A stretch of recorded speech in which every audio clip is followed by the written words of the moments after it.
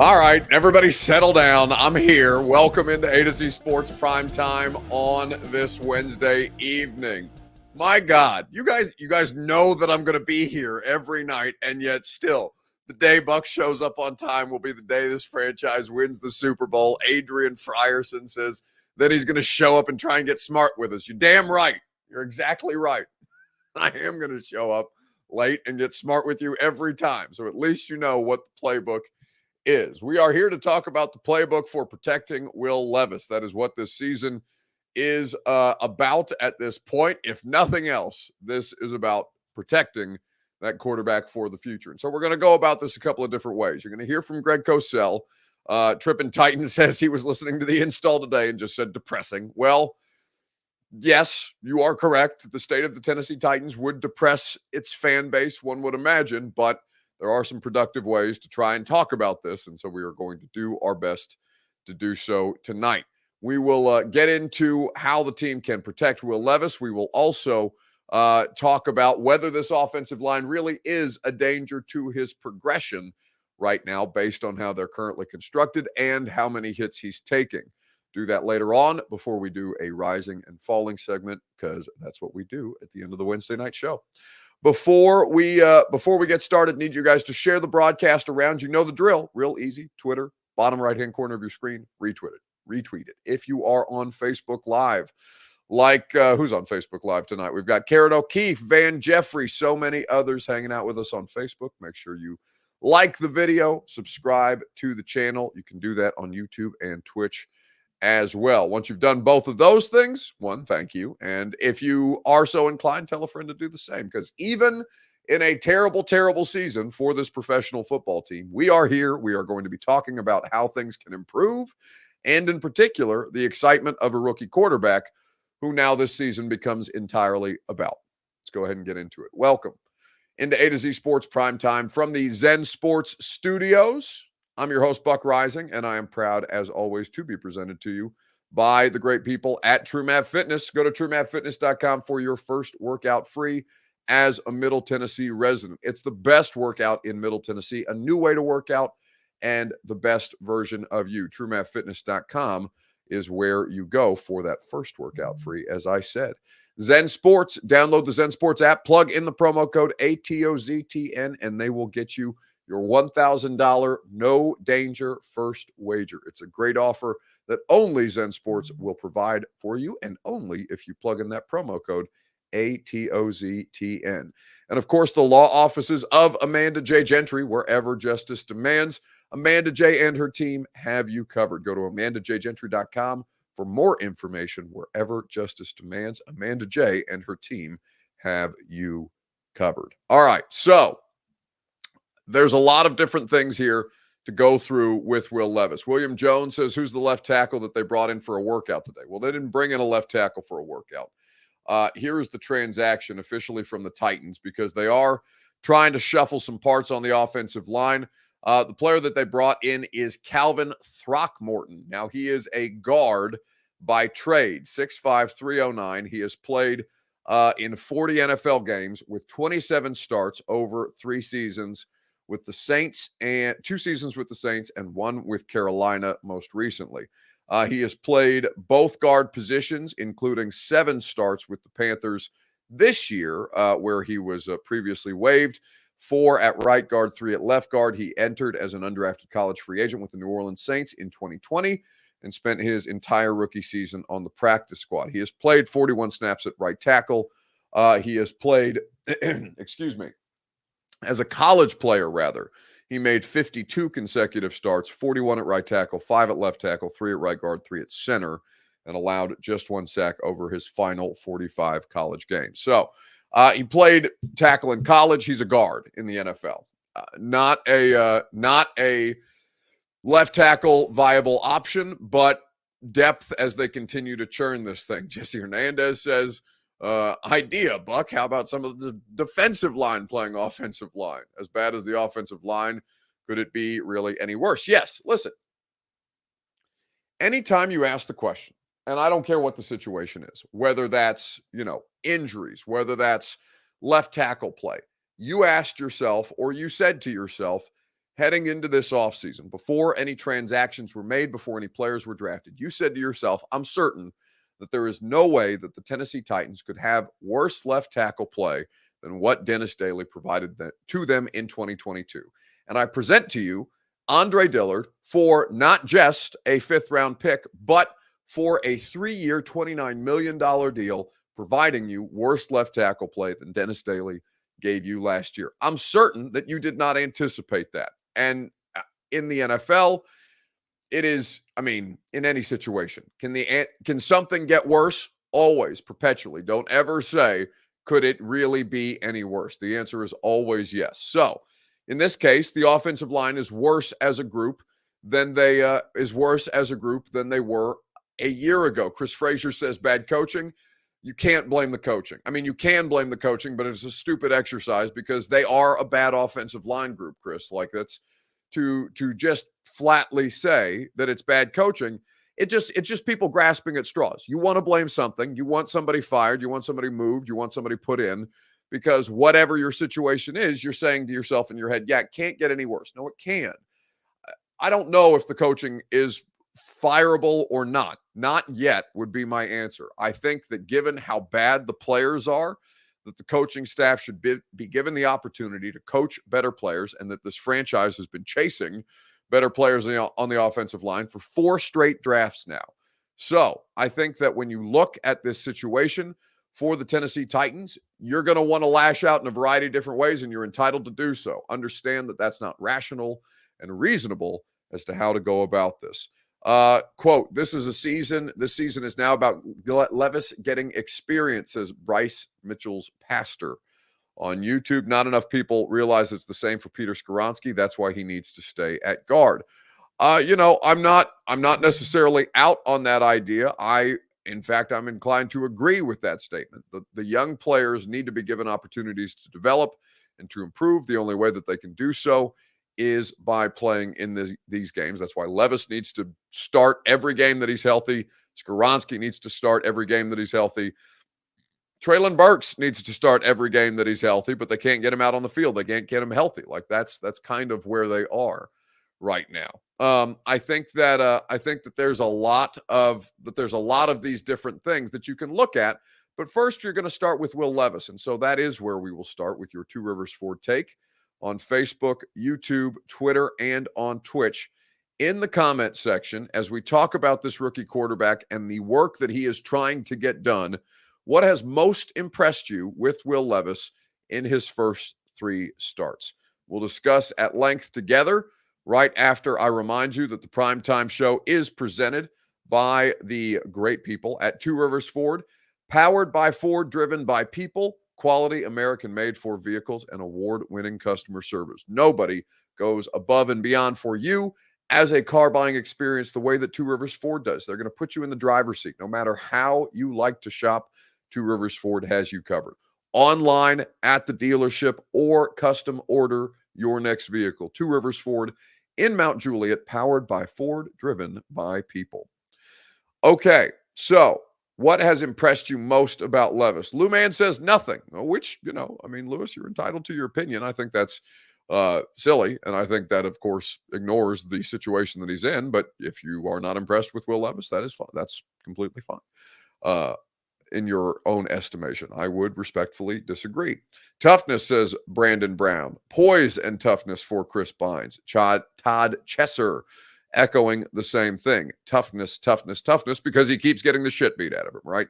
He's getting hit really hard, really often, and he's young, and he can take the hits for the time being, and right now it's not bothering him. Adrian Frierson says, quick release. It's crazy. It's not even like, because you're right, he is, and some of the time he's doing the double pump stuff, which you'd like to see him get out of, and it can be a tool at certain points, so you don't want to take it away from him necessarily, but it's how compact his delivery is, that the ball still flies out of there the way that it does with how compact his delivery is. That's the thing that really impresses me, because even when he's throwing it away, it's a rocket. Like, he is throwing this football through dudes. And by the way, the players have to adjust to the speed on that ball, the velocity on that ball, because when there are plays to be made, whether that is NWY, who dropped a really critical pass that could have been a big play for that offense, or Chig, who dropped a touchdown pass basically on Sunday against the Tampa Bay Buccaneers. The velocity on a Will Levis pass is high, but you have to find ways to adjust to that. Teams had to do that for Joe Flacco. The Ravens teams had to do that for Joe Flacco for years. Matt Stafford is another one. You have to find ways to make those plays for your quarterback, even though you know he's just humming it in there. So he is a very impressive physical specimen. And what he has done through these 3 games, I think the composure is fair to praise. The biggest thing to me, and I'll explain what I mean by this in just a second, right after you hear from Greg Cosell, but the thing about Will Levis is that he looks like he belongs. Like, he looks like he belongs in the NFL, playing at this level, coming out of a pro-style system. Like, he looks like a starting NFL quarterback, which, and just comparing it to the only other sample size that we have on this roster, in comparison to Malik Willis, I think most of us watching the two play now in multiple opportunities for both of them, Malik across 2 seasons and now with Will Levis through 3 starts, there is a decided difference between their ability to operate in the NFL at this point in time.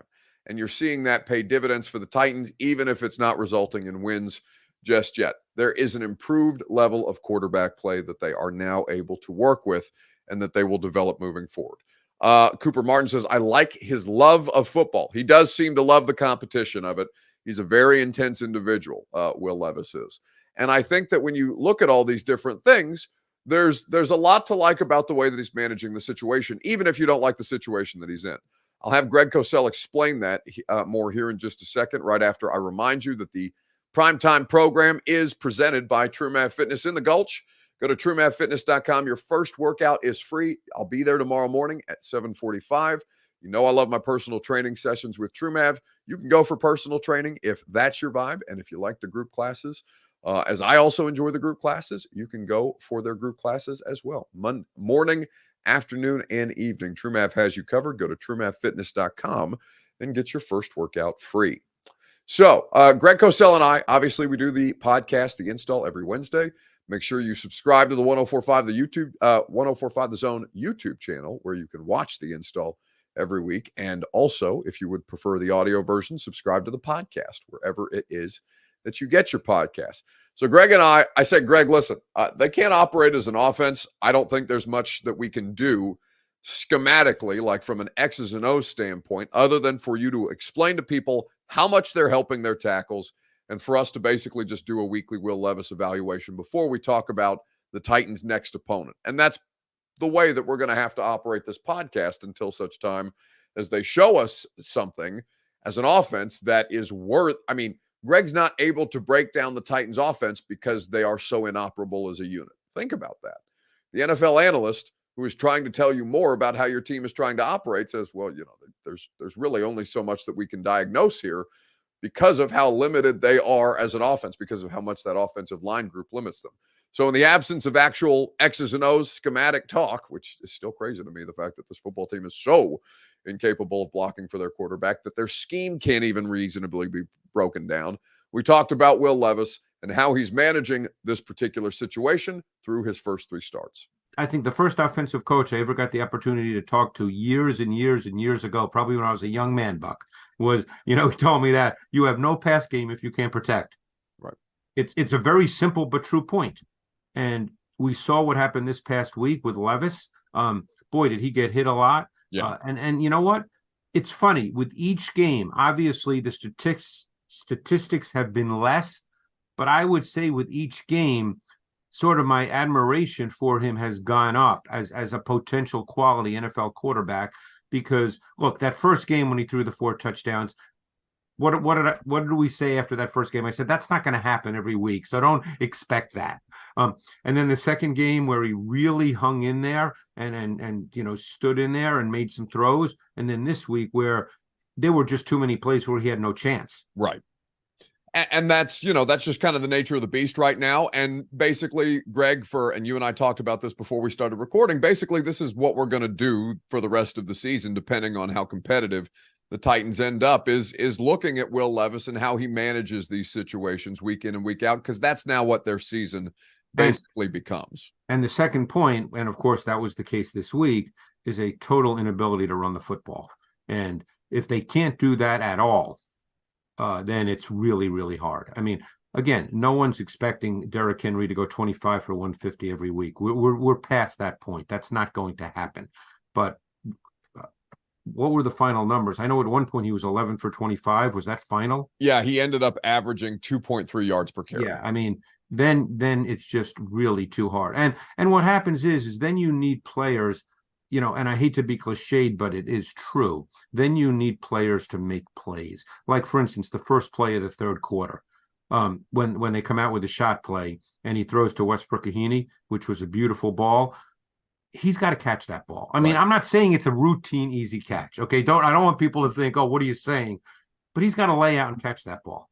I mean, that in those kinds of games with the situation they're in, those plays have to be made.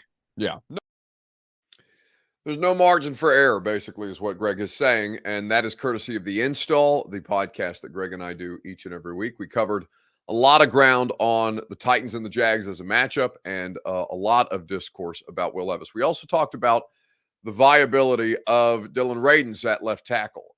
If you've been listening to The Install, Greg has been, Greg's evaluation of Radins has not been comforting to you. And I think it explains, listening to Greg talk about the play, listening to Greg talking about the level of play that Radins has been able to produce, I think helps people understand why the Titans coaching staff has been unwilling to play him. And, like I said, he was in a really, really bad situation last week. Asked at preparing at right guard and moving to left tackle 16 plays into the game is not a fair way to evaluate that player.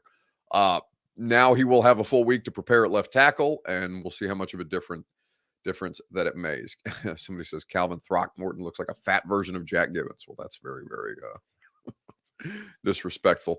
I think it's going to be, basically how we go about the rest of the season, just evaluating Will Levis game in and game out and seeing, all right, how did he survive the latest situation that this offensive line group has placed him in? That's very much where we are at with this particular Titans team, unfortunately for Titans fans. A to Z Sports Primetime is made possible by the great people at the law offices of Amanda J. Gentry. Protect your constitutional rights. You know who offers better protection than the Titans offensive line? That's Amanda J. Gentry and her team. They will not let you down the way that Andre Dillard has, time in and time out, play in and play out, down in and down out, wherever justice demands. Amanda J. and her team are there to serve you, to inform you, to make sure that you understand what it is that is under fire if you feel like your constitutional rights are being violated and how they can defend you. AmandaJGentry.com is where you go for more information. So what have you liked most about Will Levis through his first 3 starts? I think that it has been basically that he's not taking bad sacks. He's getting sacked, right? He has been sacked 4 times. He's been sacked 10 times in his 3 starts. He has been hit a total of 33 times in his 3 starts behind this Titans offensive line group. And you would say, well, how can you say he's not taking bad sacks? Well, there are sacks that he is taking, but it's not like Malik Willis took bad sacks. Ryan Tannehill took some bad sacks. And I'm not saying that Levis hasn't taken a bad sack yet this year, but I do think that he is taking fewer of them than I anticipated. And that is a good sign, given that one of the parts of the analysis of Levis in college was that he didn't necessarily feel pressure the best behind his 2022 offensive line group, which was different than his 2021 offensive line group that had 4 guys leave, and I believe 3 of them go to the NFL as draft picks or UDFA guys. So the Kentucky offensive line did change substantially year over year, and you saw how Levis's performance suffered. He's in a bad offensive line situation right now, and he is managing it a lot better than he did his circumstance in 2021. Ben Hall says he's thrown more touchdowns in one game than Tannehill threw all season. It is worth noting that he hasn't had a touchdown pass since, though. Not to take anything from the Falcons game away from him, but he hadn't had a touchdown pass since. He's 2 interceptions with 500 total yards. And no, it's more than 500 yards. 500 yards was in the first 2 games. Either way, Levis is doing what he can right now, but he's up against a variety of different things. And like I said, they have to play basically perfectly everywhere else for this offense to even be a functioning unit. Think about this, okay? I saw Kaharski tweet this out earlier today. It was, I think, during the middle of the radio show. The Tennessee Titans, how many of you remember how many points they were scoring at the end of last season? Points per game they were scoring at the end of last season. PBK says 700 yards back. It's not bad for his first 3 starts. No, I don't think it's bad at all. I'm just saying, like, he's not been able to capitalize, whether that's through fault of his own or fault of the players around him, which there is far more fault on the players around him right now. Levis is out there trying to make plays, and a lot of these opportunities are being missed. 17.5 is how many that they were scoring per game last year. Cooper Martin is correct. The Tennessee Titans, knowing that the thing that they had to correct the most was the ability to score, whether they did that through improved offensive line play, whether they did that through improving the skill position talent around whomever would play quarterback for this franchise this year. 17.5 points per game is what in part got Todd Downing fired. I think the DUI mostly got Todd Downing fired. Not really, which, may shock some of you, not really as badly as it felt like it was going offensively here. 17.5 points per game and a fired OC at the end of the year. Can any of you tell me how many points per game the Tennessee Titans are scoring through the first 10 weeks of this NFL season? If they scored 17.5 per game last year, how many points per game are they scoring this year? The answer, ladies and gentlemen, Cooper Martin follows up again, 17.1. They are a worse offense than the group that people were running Todd Downing out of town with. And I'm not saying that it didn't make sense to move on from Todd Downing. I'm not arguing that at all. And I think Tim Kelly is better than what is currently being produced. But they don't score touchdowns on their opening possessions at all. They haven't done it once this year. And that's really the only thing that they could do under Todd Downing, is they capitalized when they got in the red zone. They didn't get in the red zone enough, but they were still a high percentage red zone offense under Todd Downing, even at the time that he got fired. And they were consistently scoring touchdowns on their opening possessions. They have not done it once through 10 weeks of professional football and 9 games, because, of course, they've already had their bye. They are a worse group than they were last year. And it's crazy to be talking about that. 0.4 points per game through 9 games, worse than the unit that got Todd Downing fired last year. That's pretty jarring to see. We'll see how this, how it continues to develop. That's probably as good as they're going to do. Titan Kong says, yeah, Tim is better than Todd in my opinion, Buck. Todd with this group couldn't even muster, he means not mustard, but muster the 3 wins that the Titans have this season. I don't know that to be so. I know that Todd Downing is out here trying to put together an offense and has a winning football team, or is a part of a winning football team with the New York Jets right now. Actually, are the Jets 500? I think they might have fallen back to 500 after that last game. Either way, they are a better, really the only football team worse than the Titans right now is the New York Jets. But the Patriots are down there as well. There's a lot of statistics. There's a lot of statistics that point in the wrong direction for all 3 of those franchises, Jets, Titans, and Patriots. It's definitely not a group that you want to be a part of. Dave Samsel says, who was the offensive line coach last year? Keith Carter, who is currently the offensive line coach in New York. He is with Todd Downing in New York. Absolutely. All right, let's keep it moving on Facebook, YouTube, Twitter, and Twitch. So, if the question was, what has most impressed you with Will Levis in his first 3 starts? The question then becomes, where does Will Levis most need to improve? We will talk about it together right after I remind you that the Primetime Show is made possible by Zen Sports. Download the app, plug in the promo code ATOZTN, and they will get you your $1,000 no danger first wager. Zen Sports has all kinds of great odds boost and promotional bets for you, including that $1,000 no danger first wager using the promo code that we provided. Terms and conditions do apply. Gambling problem, call the Tennessee Red Line at 1-800-889-9789. Must be 21 or up in Tennessee to bet. Zen Sports is how you bet and where you go to bet.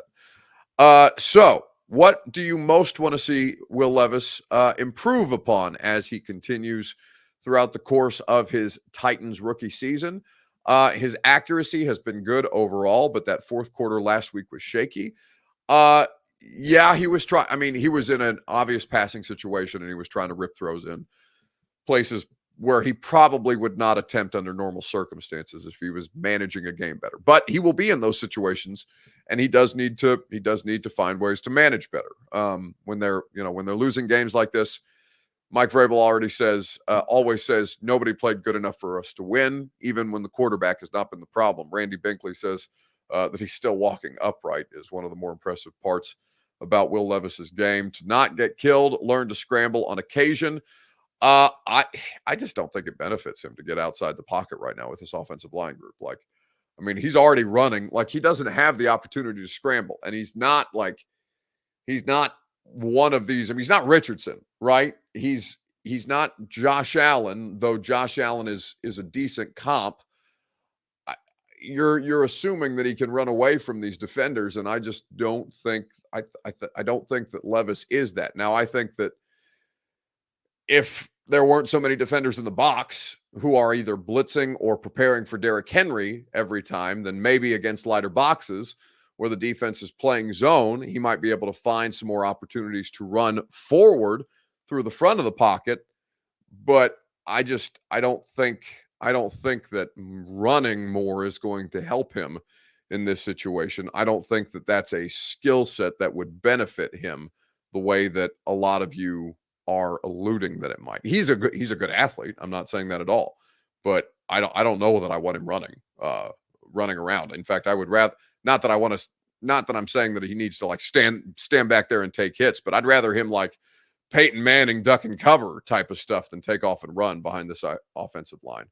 Right now, it's not in his best interest to use his feet more, given how little time he has. And the running lanes there are not running lanes that are created for him, right? When a defense sinks back into coverage, because right now they're hardly ever even like sinking back into coverage. They're just sending dudes and running over the Titans offensive line on third down, as opposed to dropping extra guys back into coverage because they can get there. They can kill the thing before the snap even hits the quarterback's hands, right?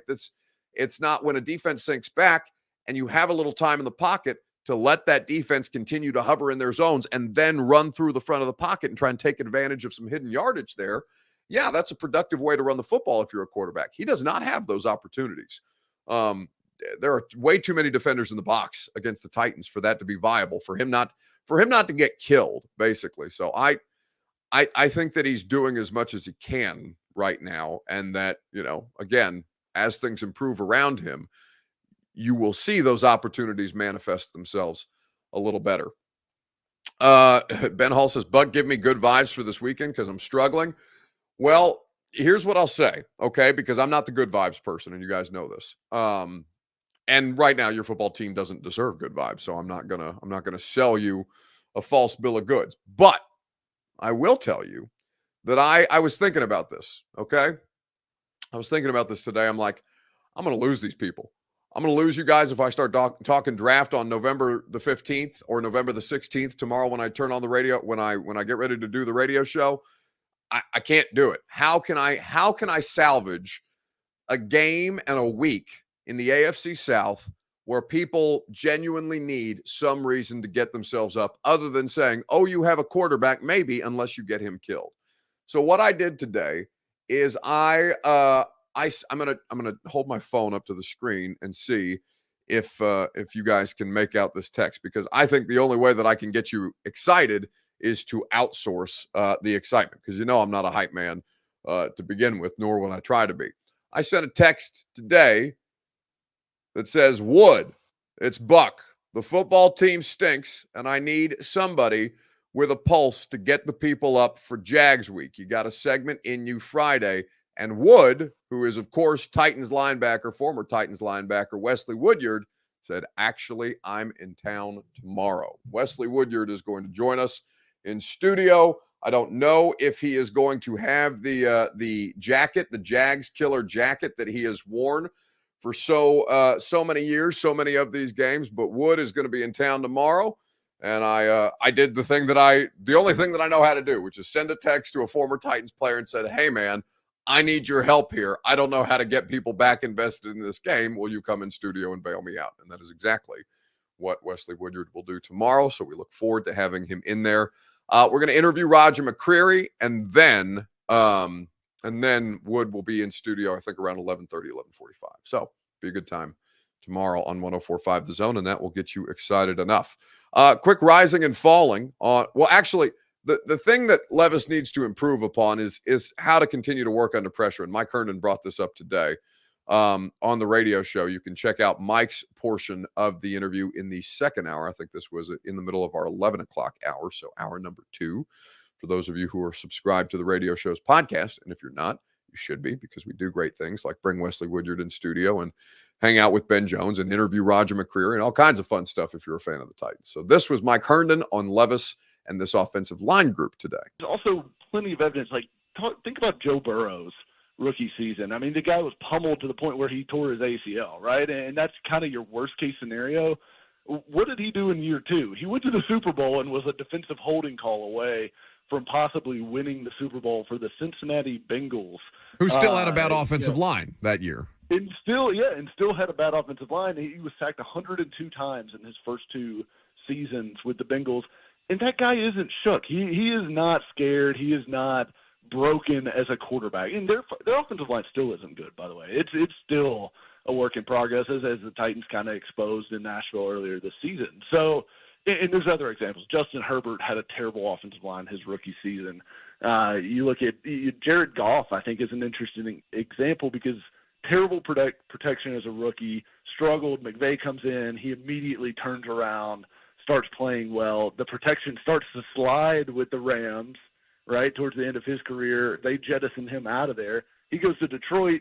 The protection turns out to be good in Detroit, and now he's putting up, big-time numbers again and has Detroit, right up there at the top of the NFC. So I think the idea that if the quarterback is going to be good, he's going to be good, right? And I think you're going to have some sort of mental fortitude and toughness if you're going to be an NFL franchise quarterback, because you're not always going to get perfect scenarios. I mean, Tom Brady was sacked 41 times in his first season as a starter.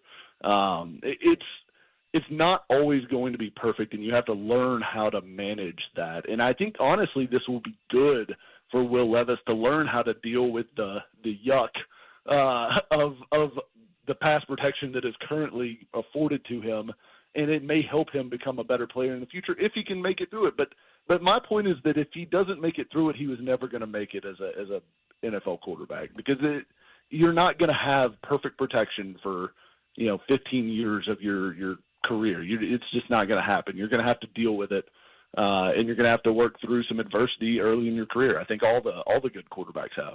It's a reasonable point. So that is Mike Herndon today on the radio show. You can go check that out via the podcast, wherever you get your podcasts. All right, rising and falling. Whose stock rose, whose stock fell this week in sports? We'll talk about it together right after I remind you that the Primetime Show is made possible by the Ashton Real Estate Group of RE/MAX Advantage. Go to GaryAshton.com. Get your dream address without the stress. The intel edge you need to succeed can be found with the Ashton team. So, whose stock rose and whose stock fell? Stokely says, Lucas looks like a lizard person in this clip. Kept waiting for him to blink vertically. I do believe that Lucas blink horizontally, he means. No, I think you mean blink vertically. Blink vertically would be like your eyes closing that way, right? Horizontally is this way, like a normal human being. This is a weird hand motion for me to be doing. Whose stock rose, whose stock fell? Perhaps lizard people stock up, given that Lucas seems to have infiltrated us as a lizard person.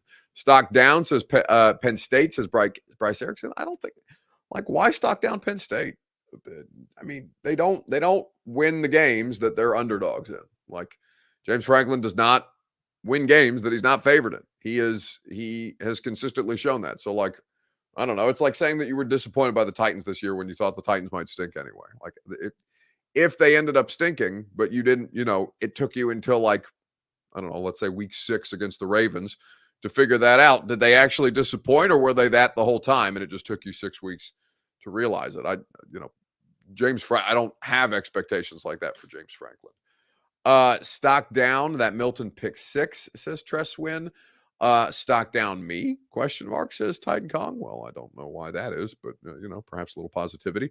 Jack Tripper says stock down Draymond Green. He did get suspended. He got ejected twice already in games this season. As I watch some NBA basketball tonight, they've only been playing basketball for like 3 weeks, and Draymond's already been ejected from 2 games. It's pretty crazy. I think that the stock that is most falling, though, is the Cleveland Browns, because Deshaun Watson's season is over. He has been paid $91 million of a $230 million guaranteed contract with the Cleveland Browns, and he's been paid that $91 million to only appear in 11 games for this franchise so far. Well, the simplest way I can say it is the Cleveland Browns have a guy. And as you guys know, over the last several decades for the Cleveland Browns, they have not had one. They have been searching from Brian Hoyer to Kevin Hogan to Charlie Fry. There's a list that is endless. There's a jacket that is endless that we have all seen. The Cleveland Browns have a guy. Yeah, it was expensive. It was multiple first-round picks. It was a contract of 4 years, $156 million, fully guaranteed. Now, the fully guaranteed part was essentially unprecedented, that length for a starting quarterback. Not that starting quarterbacks who are really good get cut anyway, but yes, the fully guaranteed part of it was unprecedented. All of that is to say it was expensive to get a really good franchise starting quarterback. That is what they cost. If you got a guy, you have a chance. And yes, there is an injury to Deshaun Watson. He is now, unfortunately for them, out for the season. But what this trade, what this contract got them, is they no longer have to search. They didn't do this for 2 years, and it's been 2 frustrating years. They did this for 10 years, and they still have a guy just 28 years old who could be their starting quarterback for the next decade. I mean, it's just so bad. It's so bad, the Cleveland Browns. And the Deshaun Watson thing, maybe it ends up working out for the Browns long term, but they're legit this year. And the fact that he's the thing that keeps failing them, the irony, I don't think, is lost on any of us with that. Stock down, says Big Dog, the Nashville Predators. I didn't realize that the Preds were that far under 500 too. The Grizzlies are bad this year. I was watching their game against the Lakers last night. They got run off the court. It was really bad, the state of sports, it seems, in Tennessee. Outside of like the Belmont Bruins down the road from me here in downtown Nashville, the Belmont Bruins men's basketball team continues to win games. That's about the only thing that you can rely upon right now in the Tennessee sports scene, which is pretty crazy to think about. Anyway, that's going to do it for us tonight. Appreciate your time as always. Wesley Woodyard, Roger McCreary, both on the radio show tomorrow. Make sure you hang out with us from 10 to 1 on 104.5 The Zone. In between then, you can check out the install with Greg Cosell on the 104.5 The Zone YouTube channel.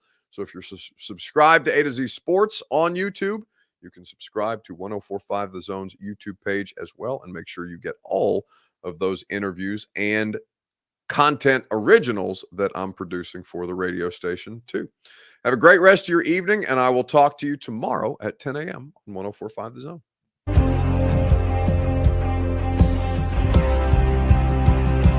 This is our Colts. This is our team. We bleed blue. This is our Colts. Whether win or lose, we love them.